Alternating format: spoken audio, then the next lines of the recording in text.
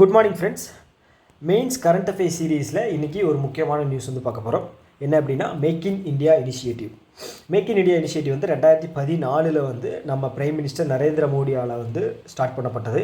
இதோட main Moto வந்து பார்த்துட்டோம்னா இந்தியாவில் மேனுஃபேக்சரிங் செக்டர்ஸை வந்து அதிகப்படுத்தணும் மேக் இன் இந்தியா மூலமாக. ஓகேங்களா? ஸோ இப்போ ரீசெண்ட் ரிப்போர்ட்டை படி பார்த்துட்டோம் அப்படின்னா இந்தியா வந்து ஃபார்மசூட்டிக்கல், ஓகேங்களா, ஃபார்மா இண்டஸ்ட்ரியில் வந்து இந்தியா லார்ஜஸ்ட்டு, ஓகேங்களா, வால்யூம் அடிப்படையில், ஓகே, அளவு அடிப்படையில் 3rd லார்ஜஸ்ட்டாக இருக்குது குளோபலாக. அதே மாதிரி பார்த்தீங்க அப்படின்னா வேல்யூ அடிப்படையில், ஓகே, ஒர்த்து அதில் வந்து பார்த்தோம் அப்படின்னா 11th லார்ஜஸ்ட், வால்யூமில் 3rd லார்ஜஸ்ட்டு, வேல்யூவில் 11th லார்ஜஸ்ட், ஓகேவா. அதே மாதிரி சில இதில் வந்து ரெஸ்ட்ரிக்ஷன்ஸில் இருந்து சில தளர்வுகளை வந்து இந்தியா வந்து கொடுத்துருந்தாங்க. என்ன அப்படின்னா எஃப்டிஐ வந்து ஃபார்மசூட்டிக்கல் இண்டஸ்ட்ரியில் வந்து 100% க்ரீன் ஃபீல்டில் வந்து கொண்டு வந்துக்கலாம். அதே மாதிரி 75% வந்து ப்ரௌன் ஃபீல்டில் வந்து கொண்டு வந்துக்கலாம் அப்படின்னு சொல்லியிருந்தாங்க. ஃபஸ்ட்டு ஃபாரின் டைரக்ட் இன்வெஸ்ட்மெண்ட் அப்படிங்கிறது என்ன அப்படிங்கிறது தெரிஞ்சுக்கணும். ஒரு வெளிநாட்டில் இருக்கக்கூடிய முதலாளி வந்து இந்தியாவில் வந்து ஒரு இன்வெஸ்ட் பண்ணி ஒரு கம்பெனியை பில்டு பண்ணி அதில் மூலமாக வந்து உற்பத்தியை பெருக்கிறாரு அப்படின்னா அது வந்து foreign direct investment. Foreign portfolio investment அப்படின்னா அவர் எதுவும் பண்ணாமல் இன்னொரு கம்பெனி, இந்தியாவில் இருக்கக்கூடிய ஒரு கம்பெனியோட ஷேரில் மட்டும் இன்வெஸ்ட் பண்ணால் அது ஃபாரின் போர்ட்ஃபோலியோ இன்வெஸ்ட்மெண்ட், ஓகேங்களா.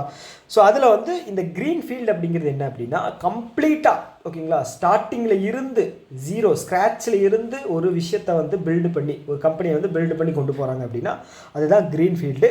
ப்ரௌன் ஃபீல்டு அப்படின்னா என்னென்னா இப்போ வந்து ஒரு இடம் வந்து பில்டிங் இருக்குது, அந்த பில்டிங் வந்து ரொம்ப நாளாக ஒர்க் ஆகாமல் யூஸ் ஆகாமல் இருக்குது ஒரு இண்டஸ்ட்ரியோடது. அதையவே வந்து பார்த்துட்டிங்க அப்படின்னா ரினியூவல் பண்ணி புதுப்பிச்சு அதை வந்து ரன் பண்ணுறாங்க அப்படின்னா அது வந்து ப்ரௌன் ஃபீல்டு, ஓகேவா.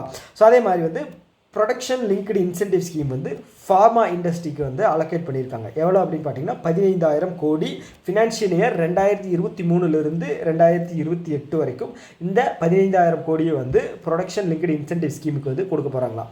ஸோ இதுபடி பார்த்துட்டோம் அப்படின்னா எந்த கம்பெனி உற்பத்தியில் அதிகமாக வந்து செயல்படுதோ அந்த கம்பெனிக்கு ஒரு இன்சென்டிவ்ஸ் அப்படிங்கிற ஒரு பேசிஸில் வந்து இந்த ப்ரொடக்ஷன் லிங்க்டு இன்சென்டிவ் ஸ்கீம்ஸ் வந்து ஹெல்ப் பண்ணும்.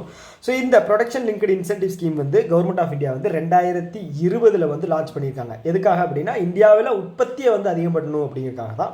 ஸோ இவ்வளோ தான் இந்த நியூஸ். இந்த நியூஸ் வந்து உங்களுக்கு பிடிச்சிருந்துச்சு அப்படின்னா ஒரு லைக் பண்ணிடுங்க, அப்போ தான் நிறைய பேருக்கு ஷேர் ஆகும். இன்னொரு வீடியோ மீட் பண்ணலாம். Tata, bye bye.